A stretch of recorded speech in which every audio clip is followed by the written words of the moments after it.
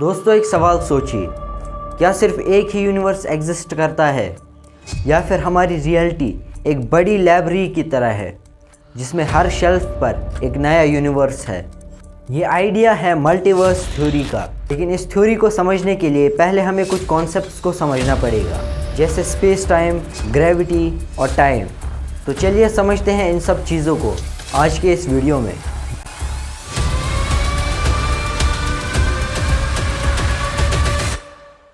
Universe का मतलब होता है सब कुछ, matter, energy, planets, galaxies, stars और इवन स्पेस और टाइम भी। आइंस्टाइन ने एक theory the, the theory of general relativity. इस थ्योरी ने कहा कि स्पेस और टाइम अलग अलग चीज़ें नहीं हैं, बल्कि ये दोनों एक ही फैब्रिक है जिसे हम कहते हैं स्पेस टाइम फैब्रिक। और इस फैब्रिक को शेप देती है ग्रेविटी। हम सब ने सुना है कि ग्रेविटी एक फोर्स है जो चीज़ों को अपनी तरफ खींचती है, लेकिन आइंस्टाइन ने कहा ग्रेविटी कोई फोर्स नहीं बल्कि स्पेस टाइम की बेंडिंग होती है। इसके लिए एक रबर शीट इमेजिन कीजिए। अगर हम एक रबर शीट पर एक छोटी सी बॉल रखें तो वो जो रबर शीट है उसमें एक कर्व पैदा होगा। कुछ इसी तरीके से प्लैनेट्स और स्टार्स भी स्पेस टाइम को बेंड कर देते हैं। और जब एक ऑब्जेक्ट बहुत ही ज़्यादा मैसिव हो जाए, जैसे एक स्टार एक्सप्लोड होकर ब्लैक होल बन जाए, तो फिर स्पेस टाइम का बेंडिंग बहुत ज़्यादा एक्सट्रीम लेवल पर चला जाता है। ब्लैक होल एक ऐसी जगह है जिसमें ग्रेविटी इतनी पावरफुल होती है कि लाइट भी वहाँ से एस्केप नहीं कर पाती। और ब्लैक होल की एक बाउंड्री होती है जिसे हम कहते हैं इवेंट हॉराइजन, और जो भी इस इवेंट हॉराइजन के अंदर चला गया वो फिर कभी वापस नहीं आ सकता। और जो ब्लैक होल का सेंटर होता है उसे हम कहते हैं सिंगुलैरिटी।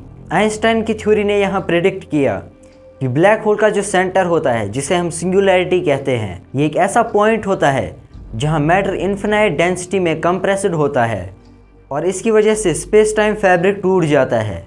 अब यहीं से साइंटिस्ट सोचने लगे कि क्या हम ब्लैक होल की मदद से टाइम ट्रैवल कर सकते हैं या फिर हम ब्लैक होल की मदद से एक दूसरे यूनिवर्स में जा सकते हैं। मल्टीवर्स के पीछे मल्टीपल साइंटिफिक आइडियाज़ हैं। बबल यूनिवर्स थ्योरी, इसके अकॉर्डिंग जब बिग बैंग हुआ तो स्पेस का एक्सपेंशन अलग अलग बबल्स में हुआ होगा। हर एक बबल एक नया यूनिवर्स बना होगा और हर यूनिवर्स में फिज़िक्स के लॉ अलग अलग हो सकते हैं। जैसे किसी यूनिवर्स में ग्रेविटी बहुत ज़्यादा हो सकती है या फिर किसी यूनिवर्स में लाइट की स्पीड बहुत कम हो सकती है, यानी कि infinite possibilities. Many worlds interpretation, quantum mechanics के हिसाब से हर डिसीजन के साथ रियलिटी अलग होती है। जैसे अगर आपने इस यूनिवर्स में चाय पी तो हो सकता है कि आपने दूसरे यूनिवर्स में कॉफ़ी पी होगी, यानी कि हर चॉइस एक नया यूनिवर्स बनाता है। ब्लैक होल यूनिवर्सेस, कुछ साइंटिस्ट्स कहते हैं कि ब्लैक होल के अंदर एक नया यूनिवर्स हो सकता है, यानी जब एक स्टार कोलैप्स होकर ब्लैक होल बनता है तो हो सकता है ब्लैक होल बनने के साथ ही एक नई रियलिटी क्रिएट हुई होगी। अब आती है स्ट्रिंग थ्योरी, जिसके अकॉर्डिंग 10 या 11 डायमेंशंस एग्जिस्ट करते हैं और हर एक डायमेंशन का कॉम्बिनेशन एक नया यूनिवर्स हो सकता है। अब सवाल आता है कि साइंटिस्ट को ये मल्टीवर्स की थ्योरी इतनी पसंद क्यों आई। सबसे पहले इससे फाइन ट्यूनिंग प्रॉब्लम सॉल्व होती है। हमारा यूनिवर्स लाइफ के लिए एकदम परफेक्ट है। ग्रेविटी, इलेक्ट्रोमैग्नेटिक फोर्स, प्रोटॉन मास, सब कुछ एकदम परफेक्ट। अगर ये थोड़ा भी चेंज होता तो हम एग्जिस्ट नहीं करते।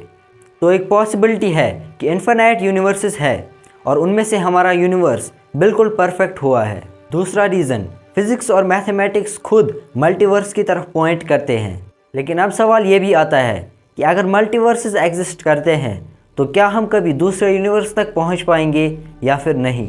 आज के लिए बस इतना ही। अगर आपको आज का ये वीडियो पसंद आया हो तो लाइक, शेयर एंड सब्सक्राइब कीजिएगा।